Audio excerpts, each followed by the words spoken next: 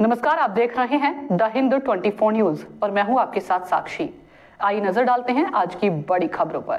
क्षेत्र के लोकप्रिय विधायक, बंगाल के पारंपरिक जननेता एवं राज्य विधानसभा में विपक्ष के नेता माननीय श्री शुवेंदु अधिकारी जी ने नंदीग्राम के पारंपरिक गीता मंदिर में भगवान कृष्ण की मूर्ति को प्रतिस्थापित करने के धार्मिक समारोह में भाग लिया। জানালেন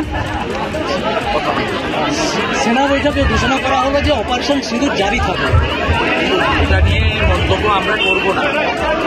আমাদের সেনাবাহিনী এবং ভারতবর্ষের সরকার, প্রধানমন্ত্রী যে সিদ্ধান্ত নেবেন আমরা ভারতবাসী হিসেবে সবাই সেটার সাথে থাকবো, সমর্থন করব, দায়িত্ব পালন করব। এটা আলাদা করে বলার কাজ আমাদের নয়। আমরা পুরো দেশের সঙ্গে আছি।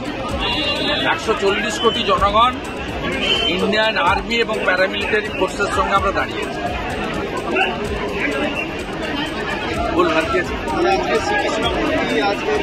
দেখুন, এই গীতা মন্দিরের শতাব্দী প্রাচীন ঐতিহ্য রয়েছে।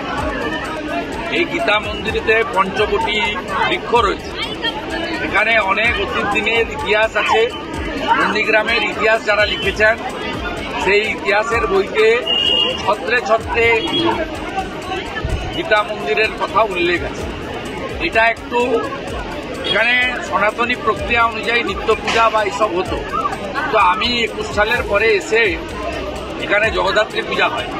আমি জগদ্ধাত্রী পূজায় এসে দেখলাম যে জানকীনাথ মন্দির সেজে উঠছে, রেয়াপাড়া সিদ্ধিনাথজিউর মন্দির সেজে উঠছে, সিংহবাহিনী মন্দির সেজে উঠছে, বিভিন্ন জায়গায় হরিপুর, দাউদপুর, মহেশপুর, গোকুলনগর নানা সনাতনী প্রতিষ্ঠান সেজে উঠছে। এমনকি পুরুষোত্তমপুরের মঠও বিরাট জায়গা জুড়ে বাগান, পুকুর, প্রার্থনা কক্ষ, ঠাকুরের ঘর সব সেজে উঠছে চারিদিকে। আমার সব জায়গায় যাওয়া আছে, নতুন নতুন অনেক মন্দির উঠছে। তাই এই গীতা মন্দির অবহেলিত থাকবে কেন? এখানে देखते रहिए द हिंद 24 न्यूज।